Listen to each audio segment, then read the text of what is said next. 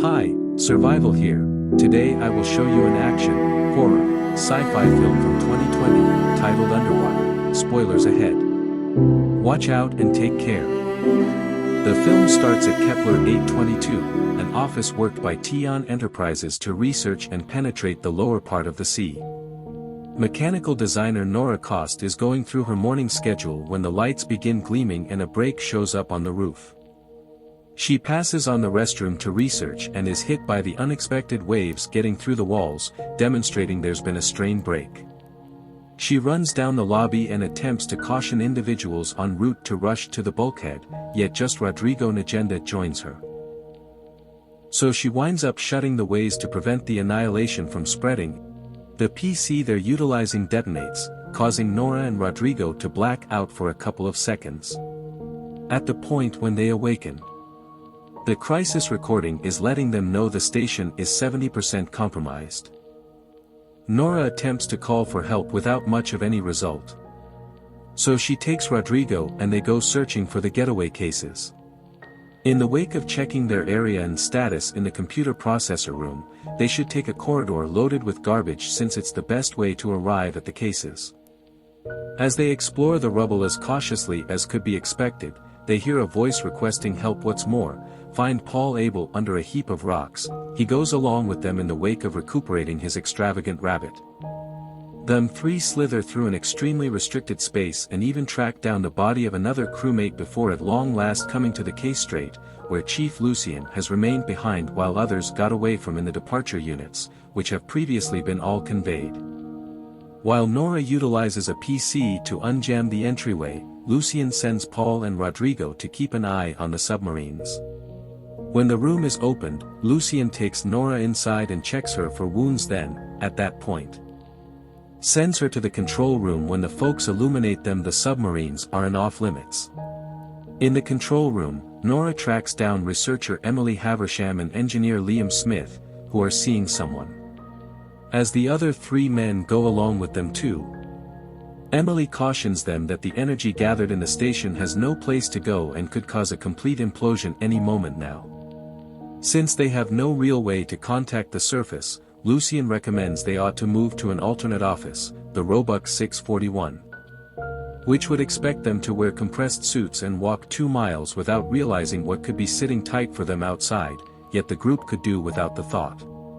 Liam plays a recording of the last transmission from the drill site, which sounds like the men were being gone after by a similar baffling clamor Nora heard previously. The team fires, dealing with getting ready. Emily is apprehensive on the grounds that she has never plunged, and no one has at any point strolled outside for longer than a couple of moments to fix a line. Paul tries to carry his rich rabbit with him, and Rodrigo really looks at the 2 last protective caps prior to giving one to Nora. Due to the clamors he heard in the recording, Liam chooses to get a firearm prior to leaving, and Paul duplicates that thought. Whenever everybody is prepared, they get on the lift, and Liam cautions them that the outside hatch has been destroyed, so everybody ought to hang on close on the grounds that the tension will hit them hard. The water hits them and Rodrigo's head protector collapses, killing him. There's no chance to lament, however, they need to get rolling, so they hop into a freight lift. Nora feels remorseful on the grounds that she's certain Rodrigo realized his protective cap was broken and gave her the keep going great one deliberately, yet Lucien advises her to become accustomed to it. As the lift brings them down, they get a pain signal from one of the cases. Figuring they might save different survivors, Lucien sends Paul and Liam to explore. Paul gives Emily his rabbit prior to leaving. It's dim outside and the stages are unsound, however the folks continue onward as they follow Nora's headings. The unusual clamors from before can be heard here also, and they find the unit has collapsed and is covered by some bizarre sort of green growth-like creature. They likewise track down a body, so since there's nobody to protect, Lucien orders them to return, yet Paul doesn't tune in. He's diverted by an unusual, liquefied shape on the rear of the body, which unexpectedly moves and goes after him. Liam shoots the animal and, minutes after the fact, they bring it inside. Emily looks at it, seeing its claws and the mouth it used to benefit from the body. Yet she can't track down any eyes. She's making sense of the conceivable outcomes of having found another species when the lift abruptly loses power and quits moving.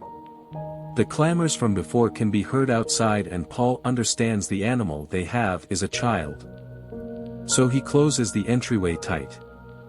All of the unexpected, a grown-up animal shows up at the window just before the Kepler detonates.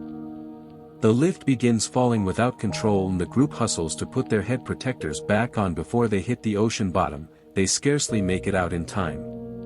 When outside, they need to continue to move quick, in light of the fact that the garbage from the blast is falling.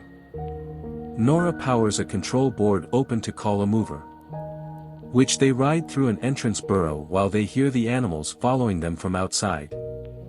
Sadly, they're compelled to stop the mover halfway in light of the fact that the passage is overflowed, so they progress forward with foot, just to find a second after the fact that more trash is impeding their direction. Since she's the littlest one, Nora volunteers to jump in to find another exit plan, and she does. There's a section under the flotsam and jetsam that might be tight yet is still large enough for all of them to cross. Lucien joins each team part with wires prior to sending them in. They generally get through without issues aside from Paul, who can be heard saying he sees something behind him. His wire begins being pulled from the opposite side.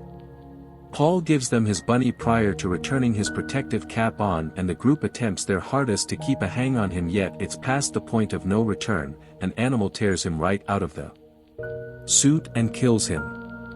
The group takes off before the animal gets them as well and arrives at an interchanges room, where Lucien attempts to request help without any result. Liam sees the drill through the window and considers how it might have been annihilated like that when it weighs 6,000 tons. Emily answers this is their problem for digging excessively profound into the lower part of the sea, and presently she's reclaiming. She arrives at the resolution that no one ought to be down there, and Nora concurs. Them four go out to cross the sea depths, and not much time elapses before an animal seems swimming around them. They turn the suit lights off, yet it isn't of much assistance. The animal returns and catches Liam, taking him to a cavern. Since they can in any case see his foot by the entry, Lucien enters the cavern and thinks that he is alive, so he begins hauling him out. Subsequent to leaving Liam with the young ladies, Lucien returns into the cavern to recover the firearm. However, the animal finds him and pulls him more profound inside, hauling Nora in, also in light of the fact that she's snared to him through the wires.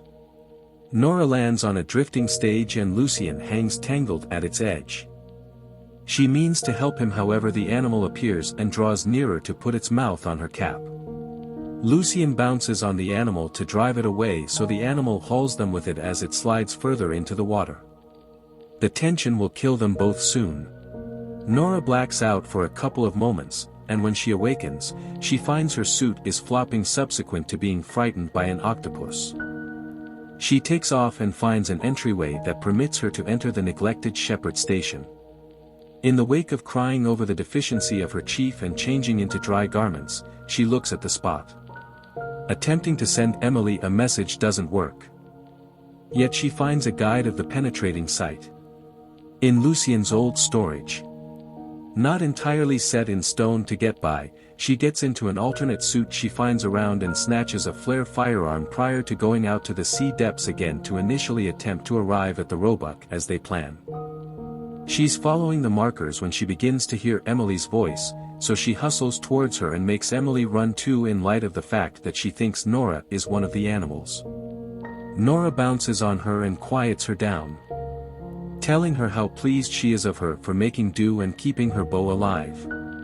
Together they drag Liam across the floor as they begin strolling once more, keeping their stressed personalities occupied with babble. Nora enlightens Emily regarding her life partner, who was Liam's dearest companion and vanished during a jumping mission he took alone. To this end she detests feeling weak to change anything, and she believes it's truly cool that Liam and Emily have one another.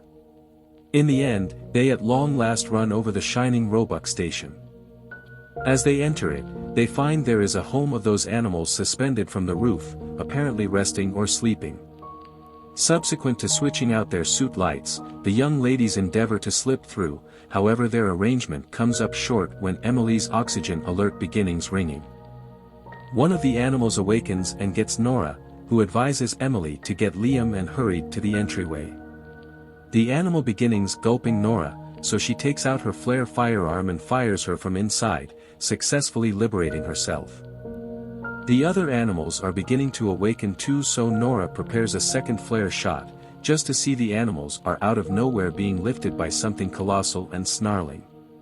Nora fires her flare weapon somewhere far off and finds the beast moving toward her is the antiquated Cthulhu. After a short snapshot of shock, she begins taking off, yet Cthulhu lands behind her and causes a blast that takes her out. Fortunately, she's saved by Emily, who snatches her and takes her inside the station. Nora is running out of oxygen, however her cap is stuck. So Emily gets a fire dowser and utilizes it to break the head protector, permitting Nora to inhale once more.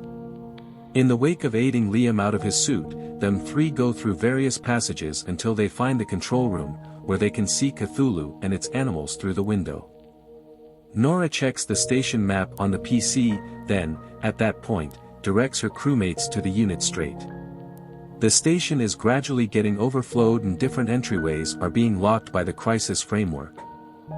However, they figure out how to track down their direction subsequent to avoiding a few approaching waves. There are 3 units sitting tight for them, yet just 2 of them are useful, and Nora doesn't educate the others regarding this. They put Liam in the main unit and send him out with Paul's extravagant hair, then, at that point, it's Emily's move, yet she won't get in when she finds Nora's untruth. Since they're using up all available time, Nora punches Emily and drives her to enter the unit. She tells her things will be okay prior to sending her out. Nora has acknowledged her destiny, however she begins to stress when she understands the animals are pursuing the cases. Not having any desire to feel weak during her last minutes of life, she ideates an arrangement. Recalling Emily said the stations have a ton of gathered energy with no place to go, Nora utilizes the PC to start an overburden of the Roebuck's atomic center, which causes a huge blast that kills her, Cthulhu, and its animals and permits the units to securely get away. The film closes by showing us different news stories and reports that say all the data is arranged and no one is permitted to converse with the survivors. So what do you guys think about this movie? Let me know in the comments below. And if you like my videos, please press like and subscribe for more. I'll see you guys.